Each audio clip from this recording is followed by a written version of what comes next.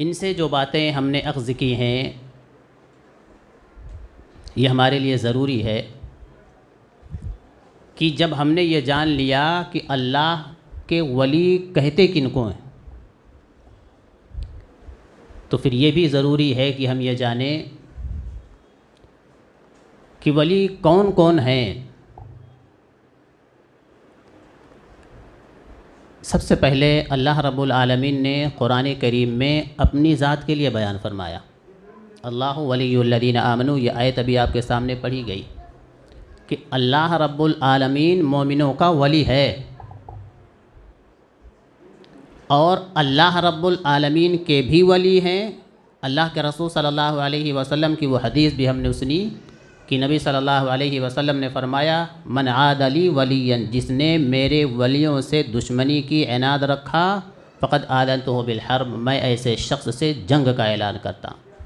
تو اللہ ولی ہے مومنوں کا، مومنین ولی ہیں اللہ رب العالمین کے، اور ایسے ہی اللہ رب العالمین نے قرآن کریم میں فرشتوں کے تعلق سے بھی ولی کا لفظ استعمال فرمایا۔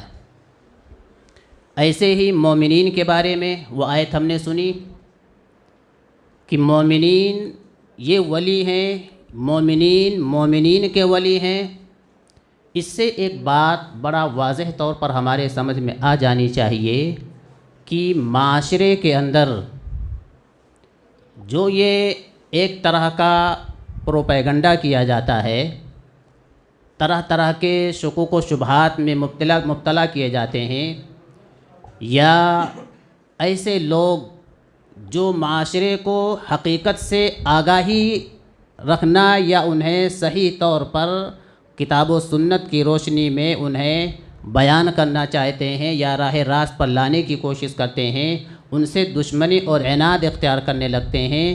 اس سلسلے میں ایک بہت بڑی ضرورت یہ ہے کہ قرآن کریم جب ہم پڑھتے ہیں تو قرآن کریم کا یہ جو الفاظ ہے، اور جو معاشرے میں ایسے لوگ ہیں جو کتاب اللہ اور سنت رسول صلی اللہ علیہ وسلم کی دعوت دینے والے کے خلاف ہوتے ہیں اور ان کے بارے میں طرح طرح کی باتیں کہتے ہیں، یہ وجہ کیا ہے؟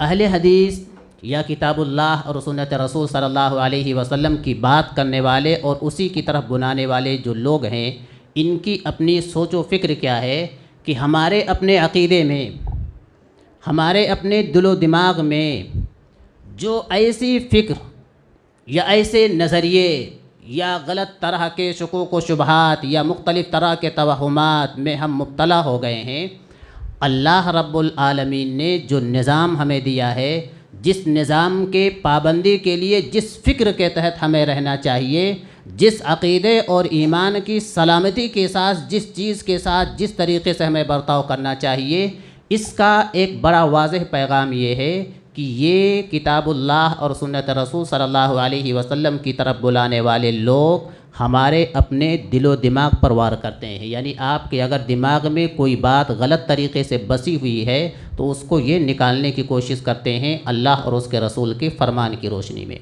آپ کے دل میں کسی طرح کی کوئی غلط بات بیٹھی ہوئی ہے تو کتاب اللہ اور سنت رسول صلی اللہ علیہ وسلم کی روشنی میں اس بات کو آپ کے دل سے نکالنے کی کوشش کرتے ہیں، اور یہی وجہ ہے کہ وہ لوگ ہمارے خلاف طرح طرح کی باتیں کہتے ہیں۔ قرآن کریم میں آپ دیکھیں گے اس طرح کی آیتیں مختلف مقامات پر اللہ رب العالمین نے بیان فرمایا، افلا تعقلون افلا تذکرون لعلکم تذکرون لعلہم یتذکرون، اس طرح کے الفاظ قرآن کریم میں ہے۔ کیا تمہیں عقل نہیں ہے؟ ہو سکتا ہے یہ سیکھتے، یہ سمجھتے تاکہ تم سمجھ سکتے۔ یعنی دل پر اللہ رب العالمین نے یا آپ کے دماغ پر اللہ رب العالمین نے یہ وار کیا ہے، یہ دل و دماغ آپ کے اگر صحیح ہو گئے تو پھر آپ کا سارا زندگی کا معاملہ آسان ہو جائے گا۔ تو سب سے پہلے جو میرا موضوع ہے، کرامات اولیاء، کرامات ہے کیا، یہ ضروری ہے، اور اس تعلق سے 2 سے 3 باتیں جب تک ہم نہ جان لیں یہ فرق کر پانا ہمارے لیے مشکل ہو جائے گا۔ وجہ اس کی یہ ہے کہ جس طرح سے تمام تر شعبوں میں آپ مثبت اور منفی دونوں پہلو پاتے ہیں، اسی طرح سے اس کرامت کے اندر بھی آپ کو دونوں پہلو ملیں گے۔ اور ہم لوگوں میں سے بہت سارے لوگ ہیں، چونکہ یہ کرامت اولیاء جو ہے، یہ ہم نے اپنے ذہن میں یہ بات بنا لی ہے یا سمجھ لی ہے کہ کچھ بریلوی طبقے کے لوگ ہیں، کچھ مشرک ایسے لوگ ہیں، کچھ بدعتی قسم کے لوگ ہیں، کچھ غلو کرنے والے لوگ ہیں جو یہ کام انجام دیتے ہیں، یہی ان کا اپنا فکر ہے، ان کا اپنا نظریہ ہے۔ تو اس طرح سے ہم نے اپنی سوچ بنا لی ہے کہ جیسے ولی کا لفظ سنتے ہیں تو ہم یہ سمجھ جاتے ہیں یہ کوئی بدعتی ہوگا، کوئی مشرک ہوگا، کوئی غالی ہوگا، یا کسی طرح سے کوئی بگڑا ہوا انسان ہوگا۔ لہذا اس کے دونوں پہلوؤں پر ہمیں سب سے پہلے غور کرنے کی ضرورت ہے۔ جیسے کہ قرآن کریم میں نے بتلایا کہ اللہ رب العالمین نے کئی طرح کے لوگوں کا تذکرہ فرمایا ہے، ایک تو اللہ کے لیے، فرشتوں کے لیے، انبیاء کے لیے، مومنین کے لیے، مومنین کا آپس میں ایک دوسرے کے لیے، اور ایک پہلو یہ جو اس کو دوسرے حصوں میں تقسیم کر کے شیطان کے اولیاء کہہ لیں، جس کی جتنی بھی قسمیں آپ بنا لیں وہ ساری آیتیں قرآن میں موجود ہیں۔ تو سب سے پہلے کرامت کے بارے میں جاننے سے پہلے 3 باتیں ہم جاننے کی کوشش کریں۔ ایک تو یہ کہ کرامت ہے کیا، معجزہ کیا ہے، اور پھر تیسری چیز اس سلسلے میں یہ شعبدہ بازی یا رنگ برنگی یا دھوکے بازی یہ کیا چیز ہے۔ ان تینوں کے اندر فرق ہمارے لیے ضروری ہے۔ معجزہ کہا جاتا ہے کہ اللہ رب العالمین نے انبیاء اور رسول کو کوئی چیز ایسی عطا فرمائی جو عام عادات کے خلاف ہو، یعنی جو معاشرے میں یہ لوگوں کے فکر و فہم میں نہیں پایا جاتا تھا یا نہ پایا جا سکتا ہو، اللہ رب العالمین نے انبیاء علیہم السلام کے ذریعے سے ایسی چیز ظاہر کی اور رونما کیا۔ اس کا مقصد کیا ہوتا تھا؟ امام ابن تیمیہ رحمہ اللہ بیان فرماتے ہیں، میں مختصراً بیان کر رہا ہوں تاکہ اس کا مقصد کیا ہوتا تھا کہ لوگ یہ جان لیں کہ یہ جس شخص کو اللہ رب العالمین نے دیا ہے، جس شخص کے ذریعے سے یہ چیز ظاہر ہوئی ہے، یہ کوئی معمولی انسان نہیں۔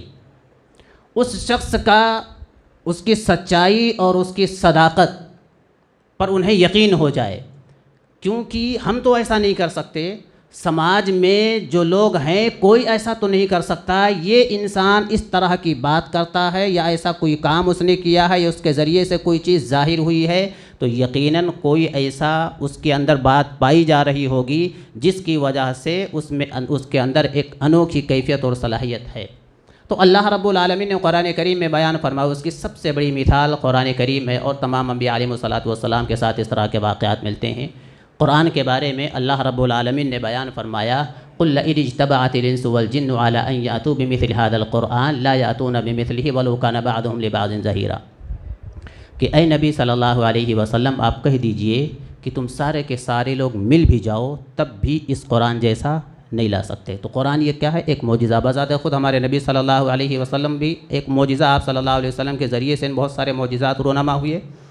سب سے آخری معجزہ یہ کہہ سکتے ہیں کہ ہمارے نبی صلی اللہ علیہ وسلم ہی تھے، اور آپ کے بعد پھر اب قیامت تک کسی طرح کے کسی معجزے کا ظہور نہیں ہو سکتا، کیونکہ معجزہ یہ خاص ہے انبیاء علیہم السلام کے ساتھ۔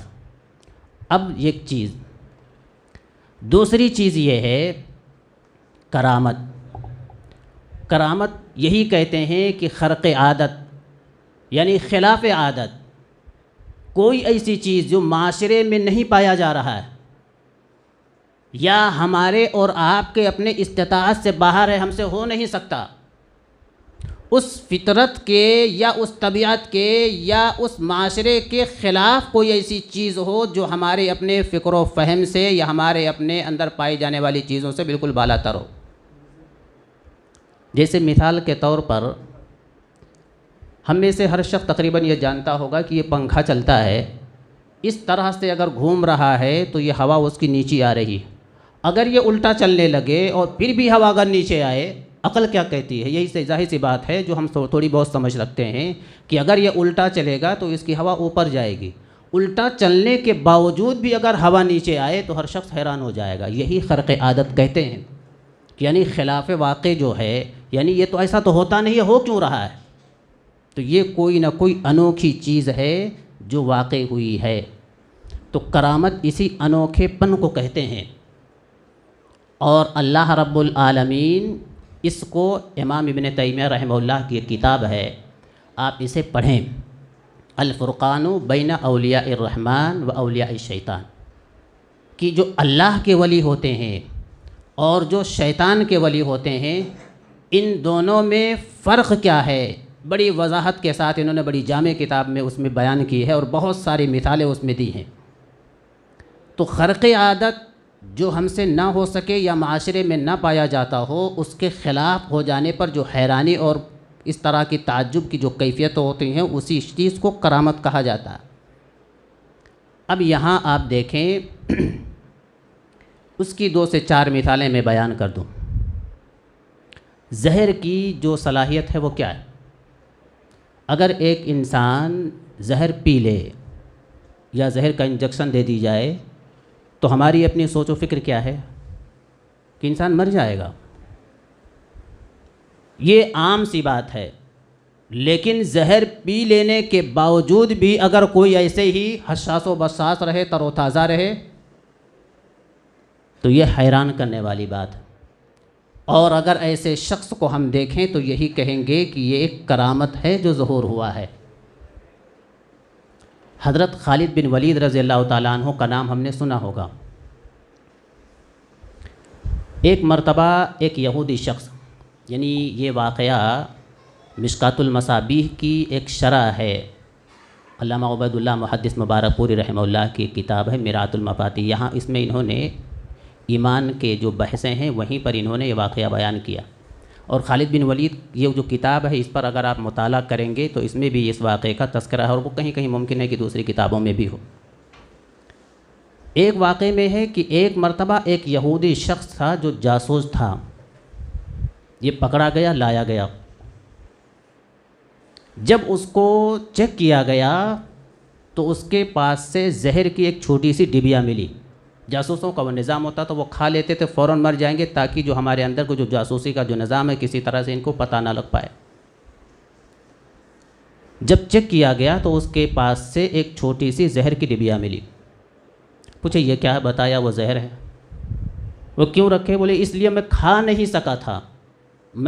سکا تھا اور یہ پکڑ لیا گیا، نہیں تو میں نے اسی لیے رکھا تھا کہ جو ہی ہمیں موقع ملے گا ہم کھا کر کے مر جائیں گے، جب ہمارا وجود نہیں رہے گا تو پھر اس طرح سے ہمارے اپنے جو اندرونی خبریں ہیں وہ اس کو تمہیں پتہ نہیں چلے گا، اس طرح سے ہماری اپنی قوم کو نقصان نہیں ہوگا۔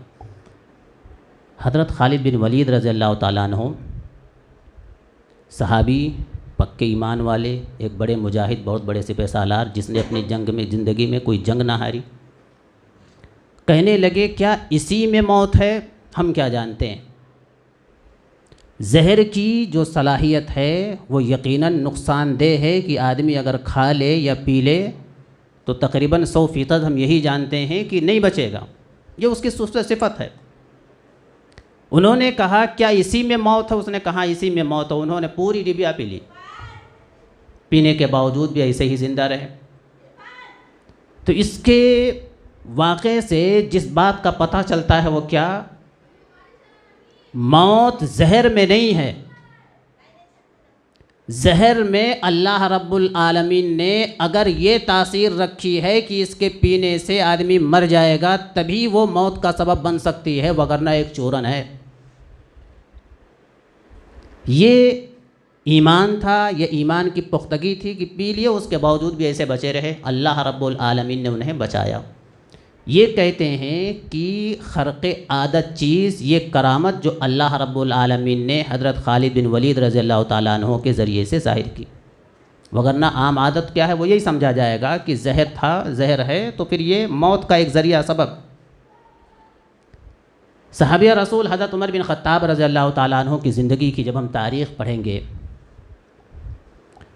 تو کتنے دور اندیش اور امت کے معاملے کو لے کر کے کتنے فکر مند رہتے تھے، اور کتنے زیادہ جذبے ان کے اندر پائے جاتے تھے، بہت ساری مثالیں اور واقعات ہم سنتے رہتے ہیں۔ ایک مرتبہ یہ خطبہ دے رہے تھے، کہاں؟ مدینے میں۔ مسلمانوں کا ایک لشکر تھا جو میدان میں تھا، اور اس وقت جو لشکر تھا وہ گھرا ہوا تھا، پریشانی میں تھے۔ اللہ رب العالمین نے اس طرح سے حضرت عمر بن خطاب رضی اللہ تعالیٰ عنہ کے دل میں یہ بات ڈالی کہ جیسے انہوں نے یہ منظر دیکھا ہو اور اپنی نظروں سے دیکھ رہے ہیں، مدینے میں خطبہ دیتے ہوئے اسی دوران یہ کہہ رہے ہیں یا ساریہ الجبل، یا ساریہ الجبل، کہ اے ساریہ، یعنی جو سپہ سالار اس وقت کے تھے اس فوج کے، ان سے کہا کہ ساریہ تم فوج کو لے کر کے پہاڑ کی طرف چلے جاؤ، پہاڑ کی طرف چلے جاؤ۔ یہ کہاں کہہ رہے ہیں؟ مدینے کے اندر۔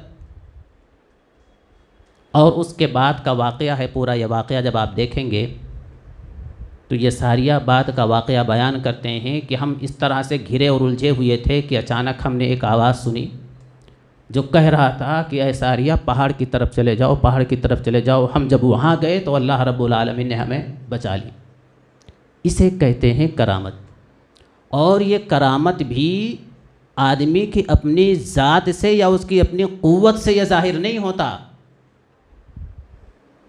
یہ ایک بڑا فرق ہے، یہی مین چیز ہے جو ہمیں سمجھنا ہے۔ معجزہ بھی کیا؟ من جانب اللہ، اللہ رب العالمین عطا فرماتا، جو نبی صلی اللہ علیہ وسلم تک ختم ہو چکا۔ اب اس کے بعد کسی طرح کا کوئی معجزہ ظاہر ہونے والا نہیں، اگر ہوا بھی تو ہم اسے معجزہ نہیں کہیں گے۔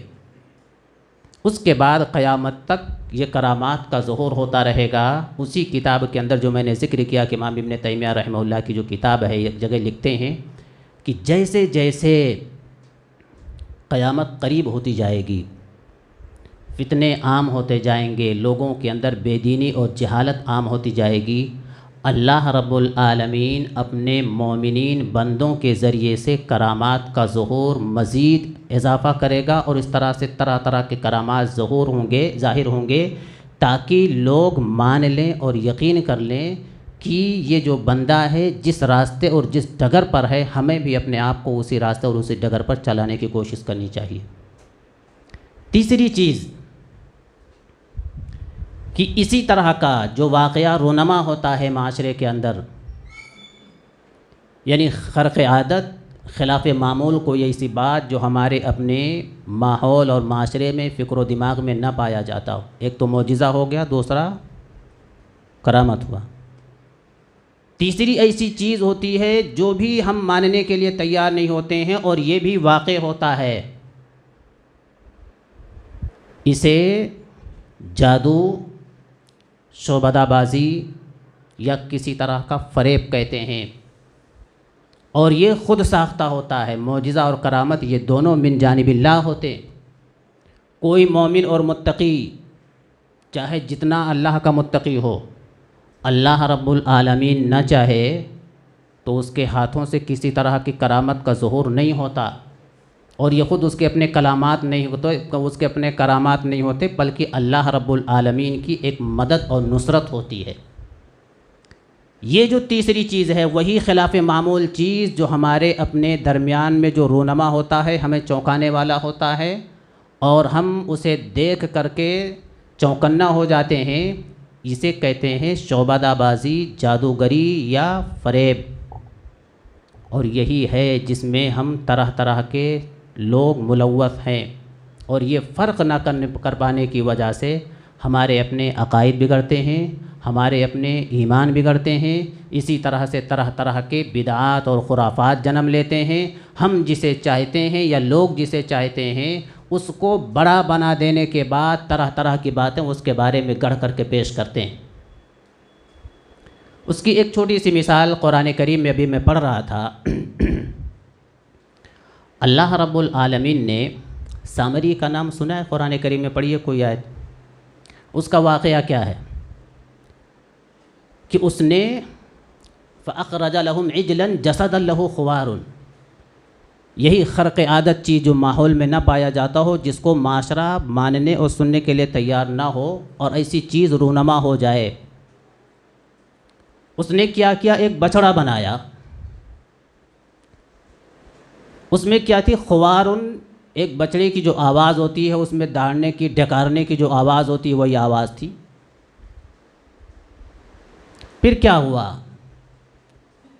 ارے یہ چیز، یہ تو اس میں تو بیل کی آواز آ رہی ہے، تو بیل تو ہم نے دیکھا ہے بیل کی آواز، یہ اس میں سے بیل کی آواز آ رہی ہے۔ اب کیا کیا لوگوں نے؟ اسی کو معبود بنا لیا۔ یہی ہے جو خلاف معمول چیز جب ظاہر ہوئی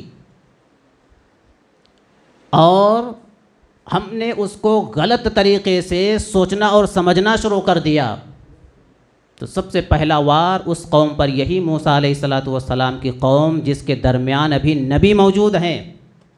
یعنی موسیٰ علیہ السلام تو چلے گئے تھے، ان کے بھائی ہارون وہ موجود تھے۔ قرآن کریم کی وہ جو آیتیں پوری آپ پڑھیں گے، انہوں نے لاکھ سمجھایا، مگر جب حضرت موسیٰ علیہ السلام کو اللہ رب العالمین نے فرمایا کہ ہم نے تمہاری قوم کو فتنے میں مبتلا کر دیا، آزمائش میں مبتلا کر دیا، وہاں سے بھاگے ہوئے آئے، سب سے پہلے اپنے بھائی پر بگڑے کہ میں تو تمہیں یہاں چھوڑ کر کے گیا تھا تاکہ تم قوم کے لوگوں کی ان کی دیکھ بھالی کرو گے، راہ راست پر رہو گے، یہ بھٹکنے نہ پائے۔ ان کی داڑھی پکڑ لی، بگڑ گئے۔ انہوں نے کیا کہا کہ میرے بھائی، میری اس قوم نے میرے ساتھ کیا کیا جانتے ہیں؟ مجھے حقیر جانا، یعنی سب سے پہلے ان کی جو حیثیت تھی، ان کی حیثیت ہی ختم کر دی۔ یہ بگاڑ کا سبب کیا بنا؟ کوئی انوکھی چیز ظاہر ہوئی اور اس کے بارے میں جاننے کی کوشش نہ کی، خرق عادت چیز تھی، معمول کے خلاف تھا، اسی کو مان لیا۔ پھر جب مان لیا تو ایسا مانا کہ ابھی جو نبی ان کے درمیان موجود ہیں، نبی کی باتوں کو بھی ٹکرا دی۔ وقادوا یقتلوننی، کہنے لگے کہ یہ تو قریب تھا کہ یہ لوگ مجھے قتل بھی کر دیتے۔ یہ ابھی بالکل تازہ واقعہ ہے، یعنی نبی جو موجود ہیں ابھی نبی کی رہبری میں رہ رہے ہیں، اللہ رب العالمین نے انہیں مصیبت سے، فرعون کی ظلم و زیادتی سے بچایا ہے، لیکن ایک چھوٹی سی خرق عادت چیز ظاہر ہوئی اور قوم نے اس سے سیکھنے کی کوشش نہ کی، تو اللہ رب العالمین نے ان کے اندر یہ بگاڑ پیدا کی کہ ان کا عقیدہ ہی خراب ہو گیا، یہ مشرک ہو گئے۔ تو اس طرح سے ہمارے لیے ضروری ہے کہ ایک طرف جہاں یہ ہے کہ اللہ کے ولیوں کے بارے میں ہم لوگوں کی سوچ بنی ہوئی ہے کہ جیسے اللہ کے ولی کا جب نام آتا ہے تو ہم سمجھتے ہیں کہ وہ یہ بدعتی ہوگا، کوئی مشرک ہوگا، یا کسی طرح کا کوئی غلو کرنے والا شخص ہوگا۔ یہ سوچ بھی صحیح نہیں ہے۔ اس کی شرعی حیثیت ہے جو موضوع ہے، یہ ہے اللہ رب العالمین نے قرآن کریم میں بیان فرمایا یہ کون لوگ ہیں۔ اچھا، ایک چیز اور ہمیں جاننا چاہیے، یہ ہیں کون لوگ؟ یعنی مومنین میں سے، ہم لوگوں میں سے جو ہیں جن کو ولی کہا جاتا ہے، یہ کون لوگ ہیں؟ ہم ہو سکتے ہیں یا نہیں ہو سکتے، یا ہیں یا نہیں ہیں، یا کبھی کبھی ہو سکتے کبھی کبھی نہیں ہو سکتے۔ امام ابن تیمیہ رحمہ اللہ کا ایک چھوٹا سا قول میں بیان کر کے اپنی بات ختم کرتا ہوں کہ بعض لوگوں کے ذہن و دماغ میں یہ بھی تصور پایا جاتا ہے کہ ولی یعنی ولی اللہ، اللہ کا ولی جیسا کہتے ہیں، اس کے ہونے کا مطلب یہ ہے کہ سراپا مکمل مومن رہے، یعنی اس سے کسی طرح کا کوئی گناہ سرزد نہ ہوتا ہو، یا کبھی اس سے کسی طرح کے فسق و فجور کی باتیں نہ ہوتی ہوں، یا کسی طرح سے اور نافرمانی کے کام نہ ہوتے ہوں۔ ایسا نہیں۔ وہ جو آیت ہم نے ابھی دو عالموں سے ہم نے سنی، الذین آمنوا وکانوا یتقون، کہ وہ لوگ جو مومن ہیں، ایمان لے کر کے آئے، وہ کون ہیں؟ الا ان اولیاء اللہ لا خوف علیہم ولا هم یحزنون، اللہ کے ولیوں پر کسی طرح کا کوئی خوف و غم نہیں۔ وہ کون لوگ ہیں؟ اولیاء اللہ کون ہے؟ اس کی صفت اللہ نے بیان کی، الذین آمنوا، جو مومن ہیں۔ اب اگر مان لیں کہ ہم تھوڑا فرق کرتے ہیں مسلمان اور مومن نے، تب بھی تو ایسا ہوتا ہے کہ ہمارے اپنے ایمانی کیفیت اور احساسات میں بسا اوقات ایسا ہوتا ہے کہ اگر کسی مسلمان بھائی کو، کسی مومن کو پریشان حال ہم کبھی دیکھتے ہیں تو یہ سوچتے ہیں کہ یہ ہمارا بھائی ہے، اللہ رب العالمین نے حکم دیا ہے اپنے رب کی رضا کے لیے، اس کو خوش کرنے کے لیے ہم اس کو کسی طرح سے کوئی مدد کرتے ہیں۔ اس وقت یہ ہماری اپنی ایمانی کیفیت اور یہ ایمان کی پختگی، اللہ رب العالمین سے اجر و ثواب کی امید، رب کی رضا ہمارے دلوں میں یہ پائی گئی پکے مومن اس وقت رہے. اب ایسی صورت میں اس وقت ہم اللہ کے ولی ہوں گے نہیں ہوں گے؟ تو یہ پتہ یہ چلتا ہے کہ یہی جو نیکیاں ہیں ہمارے آخرت میں کام آنے والی ہیں. ہر وہ عمل جس سے آپ کی اپنی اخروی زندگی سنور جائے، اللہ رب العالمین آپ کے اپنے مرنے کی زندگی کو بہتر بنا دے، یہ وہی شخص ہے جو ولی ہے، وہی شخص ہے جو مومن ہے، وہی شخص ہے جو اللہ رب العالمین کا تقوی اختیار کرنے والا ہے. لہٰذا بہت سارے لوگوں میں آپ یہ بھی دیکھیں گے کہ ان کے یہاں اولیاء کے اقسام ہیں، یعنی ان کا اپنا ایک شجرہ نسب ہوتا ہے. جو باپ کہیں کسی صدی میں کسی زمانے میں اگر ولی تھا تو اب ان کا اپنا وہ جو بیٹا ہوگا یا ان کا اپنا سلسلے نسب سے ہوگا، وہ چوتھی نسل، پانچویں یا ساتویں نسل جو بھی ہو اس میں وہ آئے گا، اسی سے یہ ولی ہوگا. وہ جس کو مان لیں گے، بنا دیں گے، اس کے بعد میں یہ ولی ہوگا. اسی لیے آپ دیکھیں گے کہ جو شیعہ حضرات ہیں ان میں سے جو کمتر درجے کے لوگ ہیں یہ حضرت علی رضی اللہ تعالیٰ عنہ کو ولی مانتے ہیں. اہل تصوف ہیں، صوفیہ حضرات ہیں، ان کے یہاں وہ پتہ نہیں کتنی قسمیں ہیں، غوث ہے، قطب ہے، ابدال ہے اور اجیاد ہے، پتہ نہیں نقبہ ہیں، نجبہ ہیں، پتہ نہیں اور کتنی قسم کے. یعنی آپ کے اندر وہ ایمانی جس کو پتہ نہیں کہ نہ جانے کتنی عجیب طرح کی کیفیت پائی جائے، آپ کا ڈریس، آپ کا حلیہ، آپ کی پگڑی، آپ کا رہن سہن، آپ کی تہذیب اور آپ کی اخلاق، مسلمانوں کے جو اوصاف اللہ رب العالمین نے قرآن و حدیث میں بیان فرمائے، اس کے خلاف وہ اگر انوکھا دکھے وہی ولی ہے. یعنی اندر ایمان کتنا پختہ، کتنا مضبوط اور اس کا اپنا طریقہ کار کتاب اللہ اور سنت رسول صلی اللہ علیہ وسلم کے مطابق کتنا صحیح ہے یہ نہیں، اس کا اپنا حلیہ، اس کی اپنی تہذیب، اس کی اپنی روایات اور اس کی اپنی ٹوپیاں اور اس کے اپنے کلر اور جو رنگ ہیں آپ دیکھیں گے اسی طرح کے بنے ہوئے ہیں. قرآن کریم میں اللہ رب العالمین نے بیان فرمایا الذین آمنوا، وہ لوگ جو ایمان والے ہیں، یقاتلون فی سبیل اللہ، اللہ کے راستے میں قتال کرتے ہیں، والذین کفروا یقاتلون فی سبیل الطاغوت، یہ لوگ طاغوت کے راستے میں قتال کرتے ہیں. فقاتلوا اولیاء الشیطان، ان شیطان کے ولیوں سے قتال کرو. پھر اللہ رب العالمین نے ایک جگہ بیان فرمایا ان کید الشیطان کان ضعیفا، شیطان کے ہر حربے جو ہیں یہ کمزور ہیں. لہٰذا آپ یہاں بھی دیکھیں گے کہ جہاں اولیاء اللہ ہیں وہاں اللہ رب العالمین نے شیطان کے ولی بھی بیان فرمایا ہے. لہٰذا صرف یہ لفظ ولی کا لفظ سن کر کے ہم کسی شخص کو متقی مومن سمجھیں جس طرح سے معاشرے میں مشہور و معروف ہو، ہمارا یہ معیار نہیں ہونا چاہیے. اور ایسے ہی ولی کا لفظ سن کر کے ہم اس سے بدظن ہوں، یہ بھی ہماری اپنی سوچ و فکر نہیں ہونی چاہیے. ہمیں اعتدال پسندی کے ساتھ، یعنی مومن وہ ولی وہ جو مومن ہو، متقی ہو، اللہ اور اس کے رسول سے ڈرنے والا ہو. اور ایسا ہم بھی ہو سکتے ہیں، آپ بھی ہو سکتے ہیں. بسا اوقات ہم اپنی زندگی میں کبھی ہوتے ہیں، کبھی نہیں ہوتے ہیں. یعنی امام ابن تیمیہ رحمہ اللہ جو وہ بات نقل کی قرآن کریم کی وہ آیت ہے، یہ اس کے 3 حصے بیان فرماتے ہیں. ایک تو یہ کہ اللہ کے ولیوں میں سے ایک ولی وہ جو فسق و فجور اس سے ظاہر ہوتے ہیں کبھی کبھار، یعنی کبھی کبھار اس سے گناہ ہو جاتے ہیں.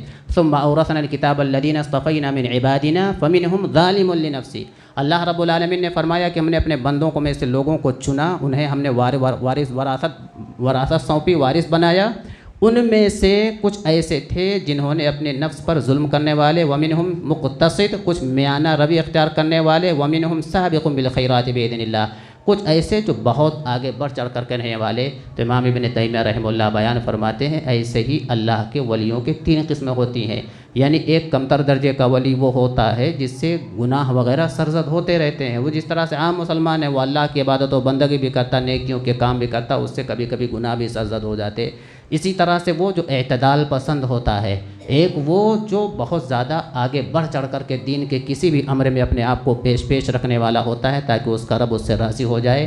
تو یہ 3 بنیادی اقسام ہیں. لہذا ولیوں کے بارے میں سن کر کے متنفر ہونا یہ بھی صحیح نہیں، اور ایسے ہی ولیوں کو بارے میں سن کر کے بہت زیادہ غلو کرنا اور ہر کسی شخص کو ولی مان لینا اور کسی شخص کو ولی نہ ماننا یہ دونوں چیزیں یہ اعتدال سے باہر ہیں۔ اللہ رب العالمین سے دعا ہے کہ الہ العالمین ہم تمام لوگوں کو کتاب و سنت پر قائم و دائم رکھے۔ السلام علیکم ورحمۃ اللہ وبرکاتہ۔